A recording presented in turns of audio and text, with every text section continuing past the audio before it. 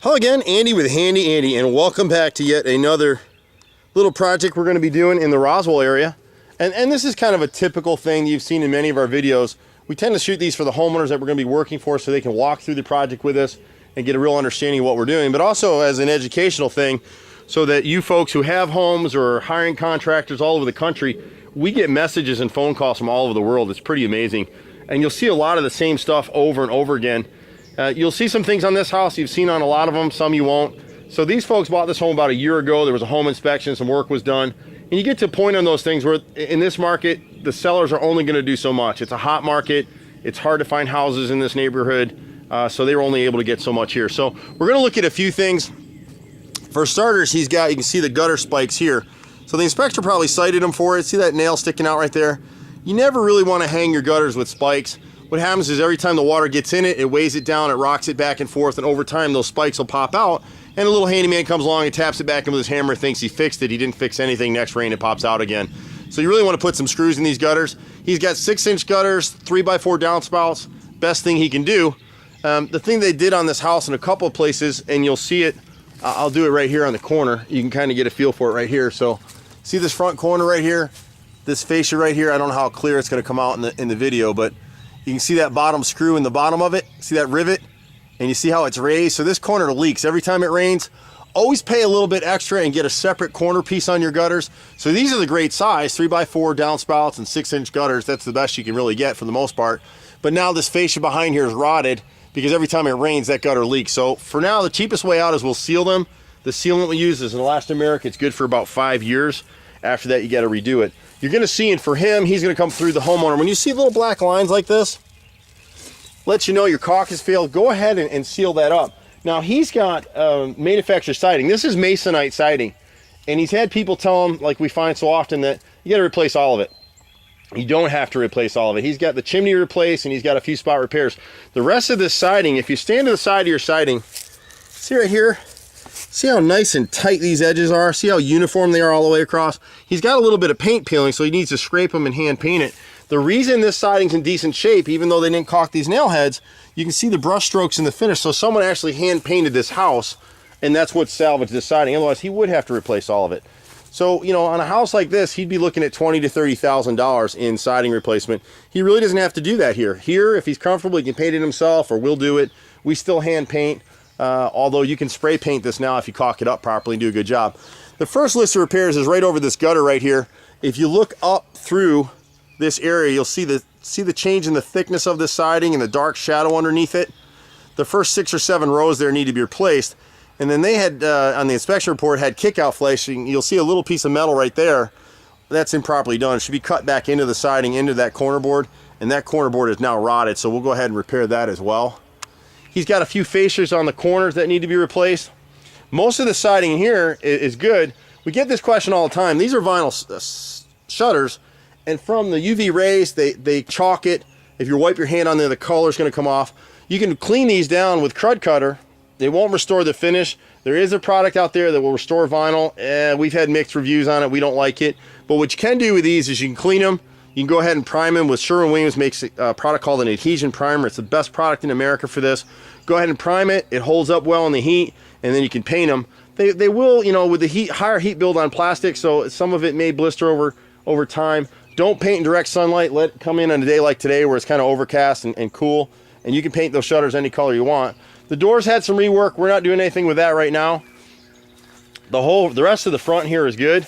When you come over to this left side here, this is where you start getting into it, and you're going to see this corner right here has been redone. It's not rotted yet, but it will be. On the left side, we're going to need to replace the bottom 2 rows of siding, and you'll see why. See the rot here in the corner? See the swelling? Here they had, for the inspection, somebody came in, did some repairs. You can see it's not hardy, whatever it is, and it's actually delaminating. You can see right here, if you take aggregate siding, see the pieces chalking off? See pieces that just flaked off. If you let it sit in water, excuse me, it'll delaminate. It'll soak it up like a sponge. And hardy plank will too. I can't let this stuff lay around. It needs to be kept dried. Once it's installed in the house and caulked, it's great. We've been installing hardy plank for 15 years. We use James Hardy plank unless we're matching up. There's some knockoff brands out there. Hardy's the best product in the business. Some of the other stuff is cheaper, so contractors will use it. A few other no-nos that you're not going to do. We're going to go ahead and replace this for them for free. But you see the horizontal cut that they made during the inspection? It's already trapping water. The siding behind it started to rot. You want angle cuts. You want angle cuts on this stuff. We just talked about this with this homeowner. We talked about it with everybody. If you're going to do trim, doing hardy plank trim really doesn't, there's no benefit. If you try to make this house totally maintenance free, you're going to cause more problems. We like wooden replacement trim. We back prime it. We caulk it with premium materials. If it ever fails, it's probably under warranty.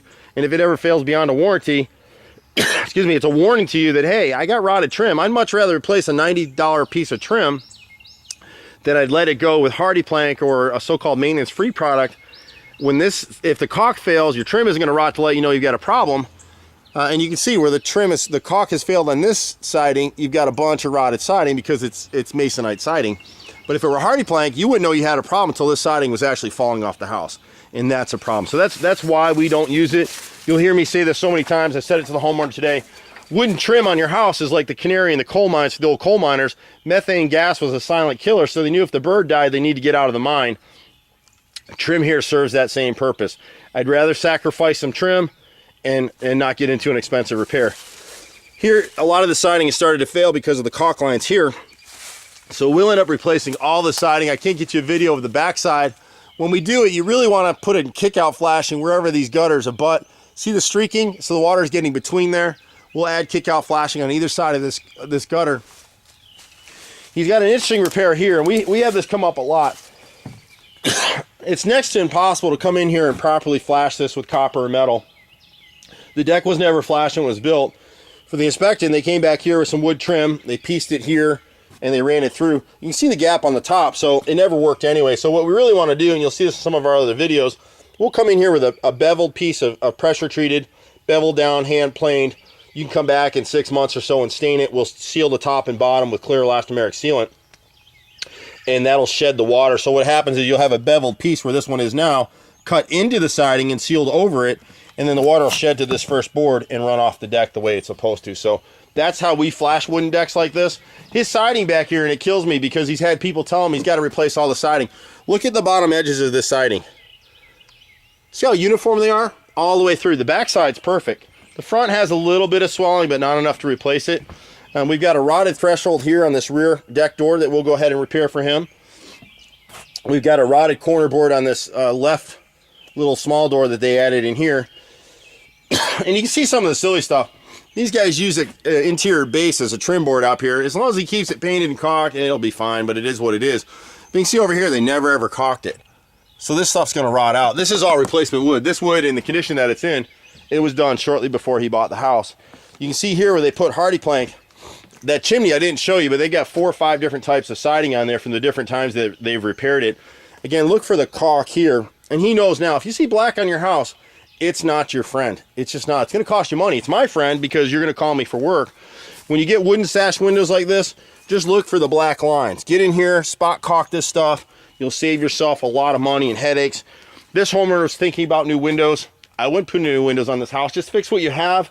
If you try to make your house airtight in Georgia, you're going to have problems. You're going to have mold inside the house. You're going to have, a lot of people think their kids have allergies, and it's really mold.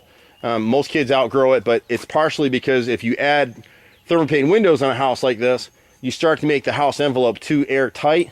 You want your house to breathe a little bit in Georgia at least. And there's people that disagree with me. This is my opinion. I'm a 4th generation contractor, been doing this stuff my whole life. It's in my best interest to go ahead and replace these windows because that's a $30,000 job. I don't want to do it, so I talked him out of it this morning. Bottom 3 rows on the left side of the house, you can see this is back to masonite again. And so replace the bottom 3 rows with hardy plank, and he'll be fine. The rest of the siding's great. This side over here, you're going to see a couple things. I don't know if the camera's going to get it. The left rear corner right here, again, because of those gutters, and the light's not that good, so you're not going to be able to see it real well, but that gutter's been leaking for a while, so that upper left rear corner fascia is now rotted. You've got the same thing going on this lower corner right here. And what's happening here, at some point, we're not going to do it now, but at some point, see that upper gutter up there? That little downspout is dumping all that water onto this roof line. It's got nowhere to go, so it's just dropping against the house. You can see the streaking on this gutter. It can't handle the water that's coming from that upper roof. this top gutter is shedding almost half the water in the house. About a third of the water that's coming off that roof line is all coming down to this little corner right here. So at some point, even though it's not ideal, we're gonna move that downspout, seal that gutter up, move the downspout around the back of the house, trench right here, drop a drainage pipe onto the sidewalk, and the water will shed out this way. There's really no other way to do it. He may want to at some point rip up 4 or 5 rows of this brick, set the drain pipe under grade, which is what I would really do, and get it out to the driveway so it's draining down the driveway and get the water away from the house. Overall, the house is in great shape. There's a few repairs. There's one right here that the boys will get in here when they do the siding. He's got 3 boards on the right side of the garage that need to be replaced with hardy, and then they did a horizontal cut on this trim board. Overall, the house, despite what you're finding with us today, is in pretty decent shape. We may find a few other boards here and there that we may need to replace once we get in here. This is a wooden garage door, and it's a typical thing. These guys spray paint these things, or they just paint them to get the check. You want to come in here and caulk every one of these panels. See the black line right there? Caulk every one of these panels. Caulk this wooden support right here. Caulk here. Premium caulk, hand paint it, and you're good to go. These garage doors will be here long after I'm dead and gone if you take care of them. So, I'm Andy with Handy Andy. You can reach us at 770-912-2829 or handyandyhome.com. Thanks so much, and we'll see you at the next house. Bye for now.